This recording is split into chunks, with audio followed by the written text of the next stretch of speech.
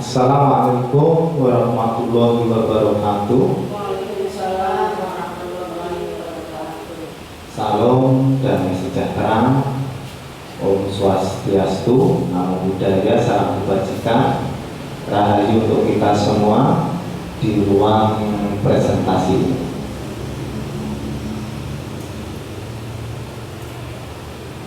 Baik Bapak Ibu, sebelum saya memulai aksi nyata saya akan memperkenalkan. Nama saya Supardianto, guru bahasa Inggris SDN Asraman 3, calon guru penggerak angkatan 7 Kabupaten Ngawi.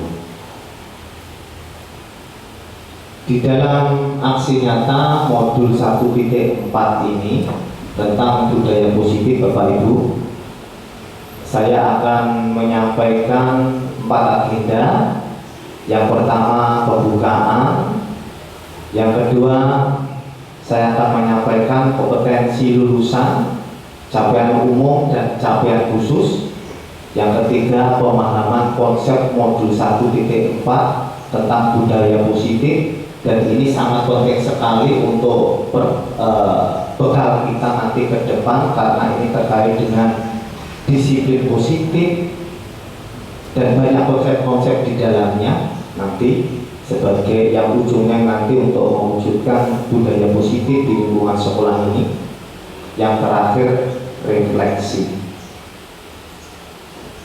Baik Bapak Ibu, kompetensi lulusan modul 1.4 modul ini diharapkan untuk berkontribusi untuk mencapai kompetensi lulusan sebagai berikut. Seorang guru memahami pentingnya mengetahui kebutuhan belajar dan lingkungan yang memfasilitasi seluruh individu di sekolah agar dapat meningkatkan kompetensinya secara aman dan nyaman.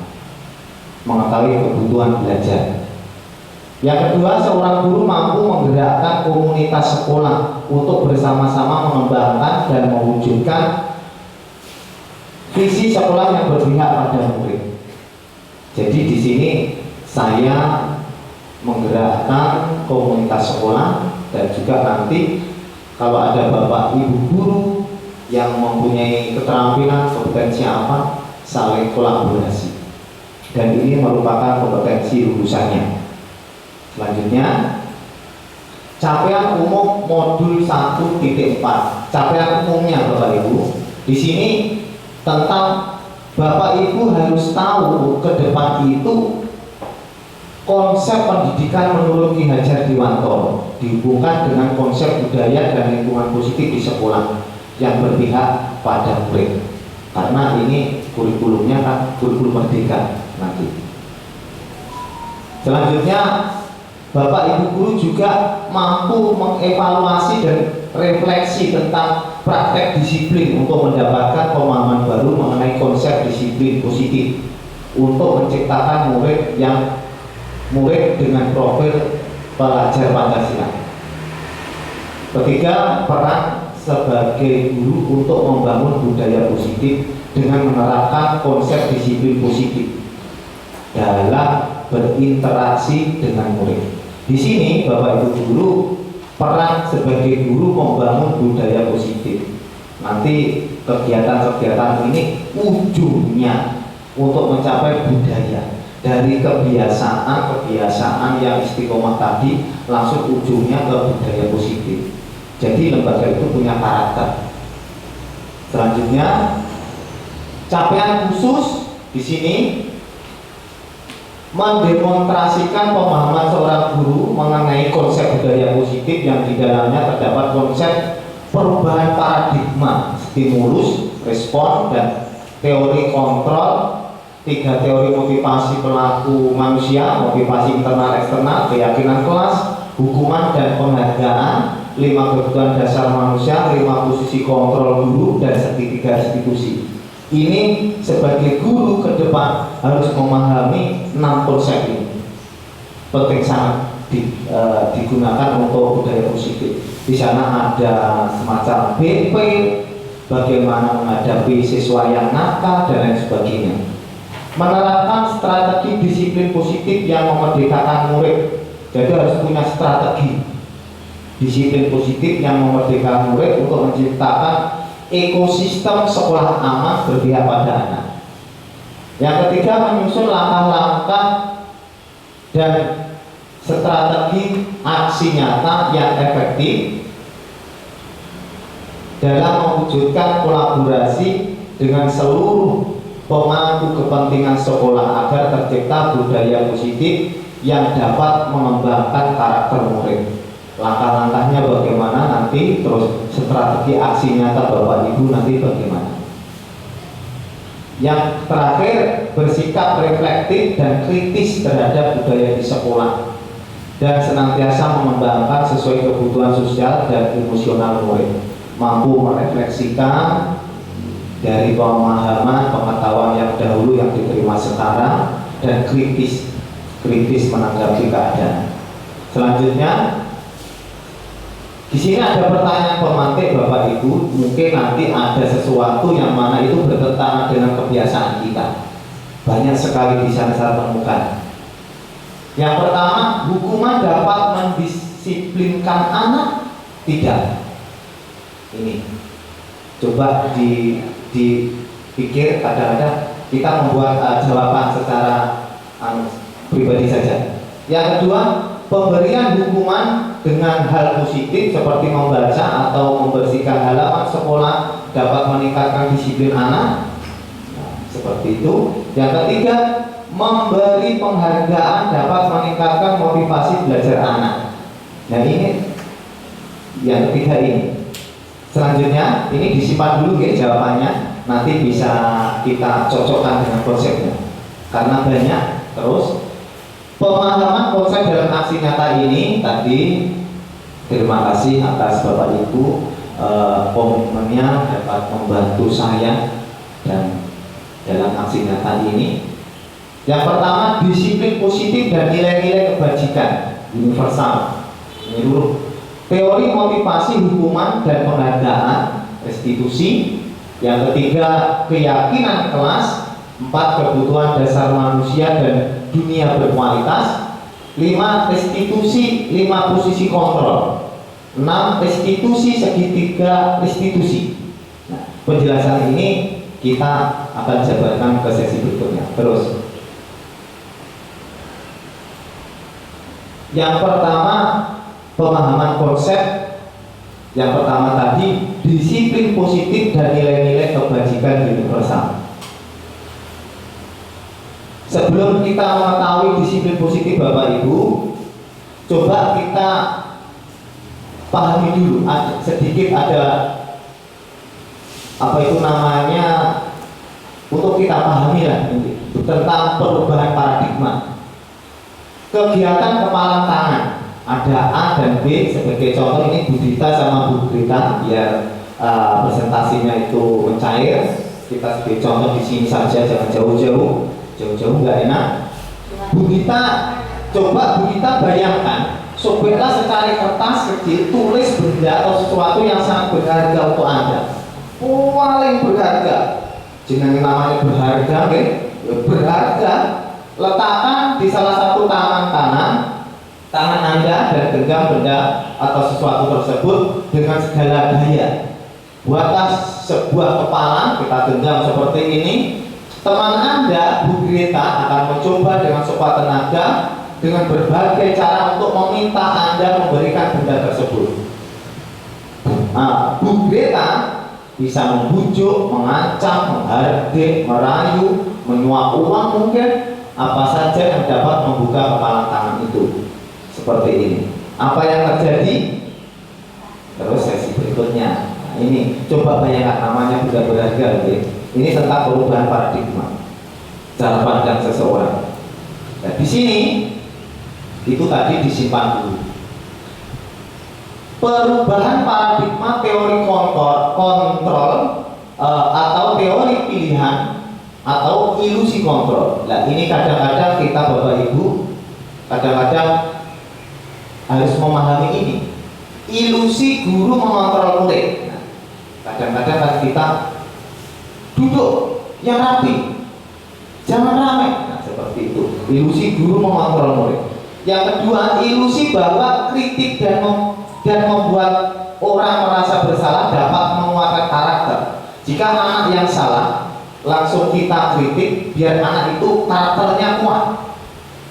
Itu kadang-kadang terjadi juga. Dan nanti kita, ya itu benar atau salah, nanti kita cocokkan ke konsep berikutnya.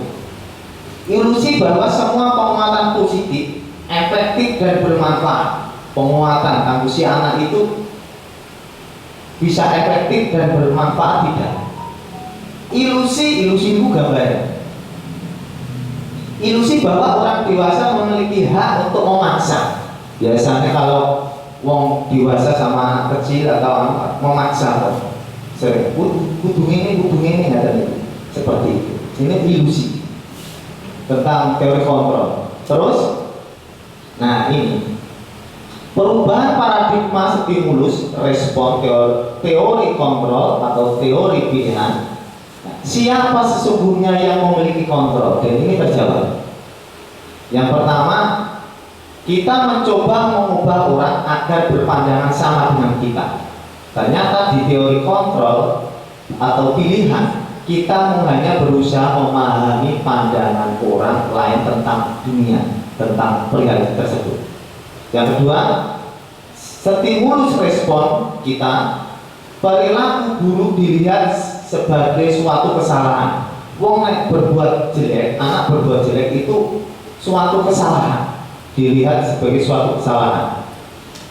Ternyata teori pilihannya, teori kontrolnya, semua perilaku memiliki tujuan ternyata. Terus orang lain bisa mengontrol saya. Ternyata tidak, hanya diri sendiri yang bisa mengontrol diri Anda.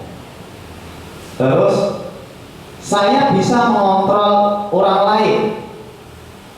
Kita mengontrol anak, teman sejawat dan sebagainya. Ternyata Anda tidak bisa mengontrol orang lain tersebut. Yang bisa mengontrol ternyata diri pribadi sendiri. Pemaksaan ada pada saat bujukan gagal. Pemaksaan ada pada saat bujukan gagal. Ternyata kolaborasi dan konsensus menciptakan pilihan-pilihan baru. Kolaborasi berkelompok itu. Pemaksaan ada pada saat bujukan gagal. Pemaksaan ada, ini yang dimaksud. Yang pertama, stimulus respon. Ketika kita kepada seseorang, pasti kalau saya begini pasti ada menang kalah, ada yang dikalahkan. Ternyata tidak. Di teori pilihan atau kontrol, model berpikirnya saling menguntungkan. Saya juga menang, panjenengan juga menang. Itu yang diharapkan. Terus, nah di sini kita sedikit gambaran. Nanti kita sampai mungkin. Nanti kita kembali lagi kelihatan ini. Ya ini diagram disiplin positif. Dan nanti makna disiplin ini kan cenderung kita mengartikan ketaatan kepatuhan lagi. Di sini ternyata yang kita bahas bukan itu. Dan di sini disiplin positif ini terkait dengan teori kontrol, teori pilihan ini menurut itu William Glasser. Di sini kita membahas tentang Anda tidak bisa mengontrol orang lain, hanya Anda yang bisa mengontrol diri sendiri. Perilakunya seperti ini. Semua perilaku memiliki tujuan, teori motivasi, nilai kebajikan dan keyakinan kelas. Model berpikir menang-menangan. Jadi menang-menang. Jadi harus saling menguntungkan. Kolaborasi konsensus menciptakan pilihan baru. Jadi untuk suatu pilihan itu lebih baik dengan kolaborasi konsensus. Jangan menang sendiri. Terus realitas kebutuhan kita berbeda. Ternyata kita berusaha memahami pandangan orang lain tentang dunia, ternyata berbeda. Setiap orang memiliki gambaran yang berbeda juga. Nanti kita dituangkan di 5 kebutuhan dasar manusia. Terus yang model berpikir menang-menang itu, kolaborasi konsensus menciptakan pilihan-pilihan baru itu, kita nanti dilihat di 5 posisi kontrol dan segitiga institusi. Selanjutnya kita Nah ini makna disiplin. Disiplin ya itu sebetulnya dari bahasa Latin disiplina. Nah, itu seorang orang Latin kan logatnya gitu, actionnya. Disiplina artinya belajar. Nah ini makna berasal dari kata berkonotasi dengan disiplin diri dari murid-murid Sokrates dan Plato. Disiplin diri membuat orang menggali potensinya menuju sebuah tujuan apa yang dia hargai. Namun dalam budaya kita, Bapak Ibu, makna disiplin telah berubah menjadi sesuatu yang dilakukan seseorang pada orang lain untuk mendapatkan kepatuhan. Yang beredar sekarang ini cenderung umumnya biasanya menghubungkan kata disiplin itu, biar disiplin itu dengan ketidaknyamanan, biar aku tidak dimarahi lah, intinya seperti itu, biar nyaman lah seperti itu, bukan dengan apa yang kita hargai atau pencapaian suatu tujuan mulia. Itu disiplin. Berarti disiplin itu artinya belajar. Disiplin positif berarti belajar positif untuk mencapai, untuk mengontrol diri, untuk mencapai tujuan yang diharapkan, tujuan yang mulia. Selanjutnya, ini masih pemahaman pertama, nilai-nilai kebajikan universal, Bapak Ibu. Nilai-nilai kebajikan universal ini apa saja sih? Yang pertama, nilai kebajikan universal itu beriman kepada Tuhan Yang Maha Esa, berakhlak mulia, mandiri, bernalar kritis, berbhinneka global, gotong royong, dan kreatif. Di sini nilai-nilai kebajikan adalah itu sifat-sifat positif manusia yang merupakan tujuan mulia yang ingin dicapai setiap individu. Dan ini harus bagaimana kita menuntun anak itu, sifat nilai-nilai kebajikan itu ada pada diri anak dan juga ada pada diri kita saat kita mendidik anak. Terus Bu, selanjutnya teori motivasi, hukuman, dan penghargaan institusi. Di sini teori motivasi perilaku manusia itu, motivasi perilaku manusia kan biasanya untuk menghindari ketidaknyamanan atau hukuman tadi. Apa yang akan terjadi apabila saya tidak melakukan? Biasanya anak kan seperti itu. Terus untuk mendapatkan imbalan dari orang lain, apa yang akan saya dapatkan apabila saya melakukan itu? Terus teori motivasi perilaku manusia yang ketiga, untuk menghargai diri sendiri. Saya akan menjadi orang yang seperti apa bila saya melakukan itu. Dari ketiga itu, yang dua dari eksternal, motivasi eksternal. Yang terakhir itu motivasi internal, tujuan disiplin positif. Dan ini yang kita pilih, ini kita berusaha untuk menghargai diri sendiri. Yang lainnya itu tidak. Karena untuk menghindari ketidaknyamanan atau mendapat imbalan itu hanya jangka pendek, sesaat tuh, anak gak kreatif. Itu yang konsep kurikulum merdeka. Jaga bagi yang tidak menerima kecewa jelas, yang menerima senang. Nah makanya itu. Terus saja. Dan ini terkait dengan dihukum oleh penghargaan. Pengaruhnya Bapak Ibu, pengaruhnya jangka pendek dan jangka panjang. Jika anak itu, kita itu diberi penghargaan, hukuman sebagai dihukum oleh penghargaan, anak itu akan berdampak pada jangka pendek dan jangka panjang. Jadi terjadi, aku tidak dapat, males seperti itu. Kadang-kadang penghargaan menjadi hukuman juga. Aku sudah diberi, aku kudu ngene, padahal besok ngene. Wah, akhirnya drop juga. Penghargaan mengurangi ketepatan. Maksudnya kurang cocok lah ini maksudnya. Penghargaan tidak efektif, itu larinya tadi. ketika kita beri penghargaan tadi yang tematik tadi, pertanyaan tematik tadi, penghargaan merusak hubungan, dan tadi seperti ini, siswa yang mendapat penghargaan dan tidak ikhlas pasti ada perasaan, wah saya nggak dapat, dia dapat, enak loh, padahal dia itu dapat jawabannya itu dari saya ya, seperti itu. Terus selanjutnya dihukum oleh penghargaan tadi, masih kelanjutannya, penghargaan ternyata menurunkan kualitasnya itu bisa menurun. Kalau itu punya kepastian bahwa pasti aku dapat penghargaan. Penghargaan mematikan kreativitas.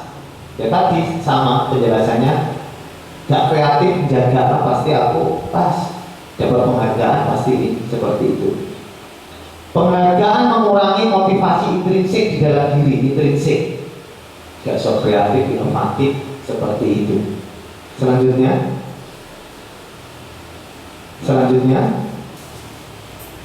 Bapak Ibu.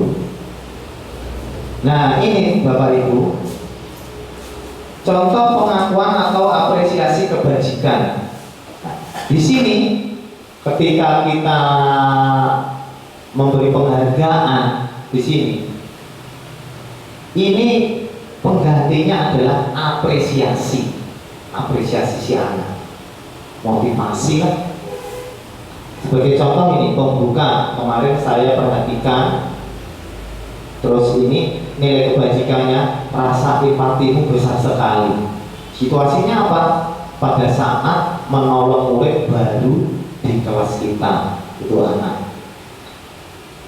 Pembukanya saya menghargai nilai kebajikannya, kepedulianmu. Ini situasinya pada saat kamu membantu teman-temanmu di tugas kelompok. Jadi yang kita ambil itu nilai kebajikannya Bapak Ibu. Terima kasih untuk, ternyata nilai kebajikannya rasa tanggung jawabmu. Situasinya pada saat kamu memungut kertas-kertas yang berserakan di kelas. Terima kasih ya, berarti itu lebih baik. Itulah rasa tanggung jawabmu. Katanya kebersihan maka dari iman, seperti pembentukan karakter tentang nilai-nilai kebajikan pada diri anak tadi. Sebetulnya juga bisa digandengkan, cuma alangkah baiknya nilai-nilai kebajikan pada anak itu dimunculkan. Terus, nah ini Bapak Ibu, ini nanti yang kita antar hukuman dan konsekuensi. Paling ini banyak yang keliru. Saya di saat pelatihan saja banyak yang keliru. Ternyata antara hukuman dan konsekuensi itu ternyata beda. Yang pertama, mencatat 100 kali di dalam buku kalimat saya tidak akan terlambat lagi, lari mengelilingi lapangan basket, murid diminta untuk push up 15 kali, tidak menggunakan masker ke sekolah, menggantikan kertas tugas teman yang telah dicoret-coret, membersihkan tumpahan air di meja tulis. Karena tersenggol pada saat belajar, murid disuruh untuk mengenakan sepatu seharian di sekolah karena tidak mengenakan sepatu hitam. Lari mengelilingi lapangan basket 2 kali karena terlambat 10 menit untuk pelajaran PJOK. Nah, kita lihat jawabannya. Nah ini, mencatat 100 kali di buku kalimat saya tidak akan terlambat lagi karena terlambat sekolah ini termasuk hukuman Bapak Ibu. Ini tidak cocok untuk umat, tidak cocok. Terus yang hukuman itu lari mengelilingi lapangan basket 2 kali hukuman, murid diminta untuk push up 15 kali hukuman. Apalagi yang hukuman, murid disuruh untuk tidak mengenakan sepatu seharian di sekolah karena tidak mengenakan sepatu hitam, itu hukuman. Konsekuensinya kita lihat, mengganti kertas tugas teman yang telah dicoret, ternyata konsekuensi. Membersihkan tumpahan air di meja tulis karena tersenggol, konsekuensi. Mengelilingi lapangan basket 2 kali karena terlambat 10 menit untuk pelajaran PJOK, konsekuensi. Nah ini bedanya nopo? Kita lihat. Kalau sesuatu itu niku konsekuensi.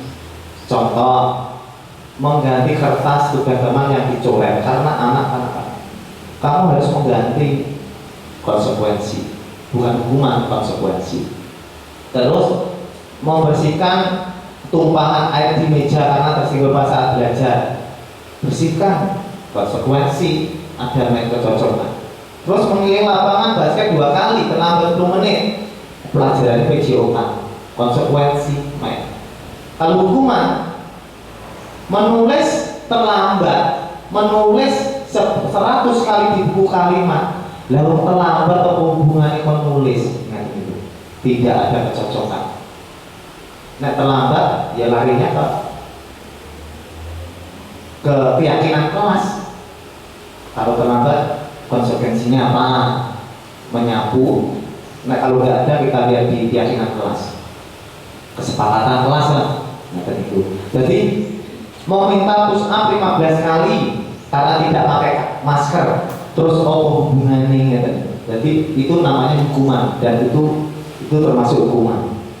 Dan ini adalah yang kita tuju adalah konsekuensi, itu bukan hukuman. Terus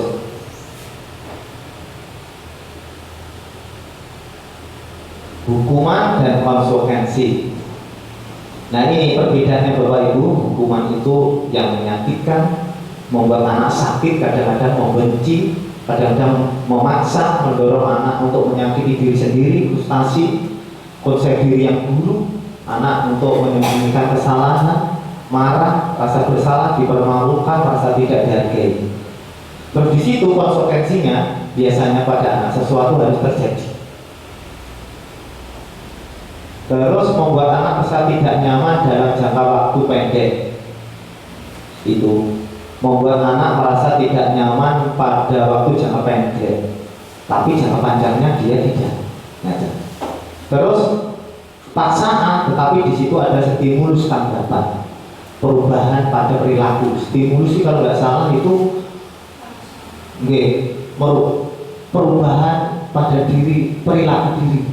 Kalau nggak salah itu merangsang untuk merubah perilaku diri.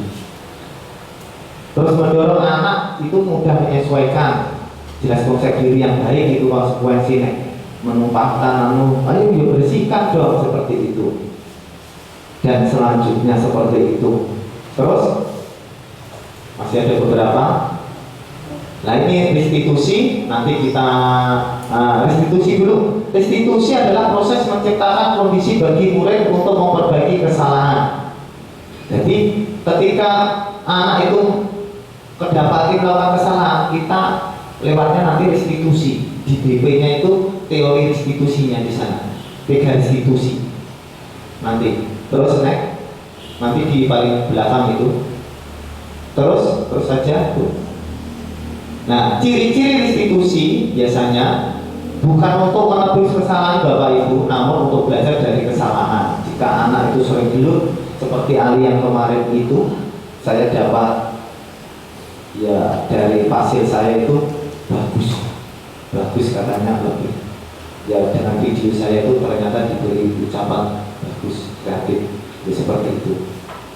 Terus memperbaiki hubungan, tawaran bukan paksaan, restitusi menuntut untuk melihat ke dalam diri si anak itu, intrinsiknya itu, nilai-nilai kebajikan pada diri anak, kebutuhan dasar si anak itu juga, seperti itu.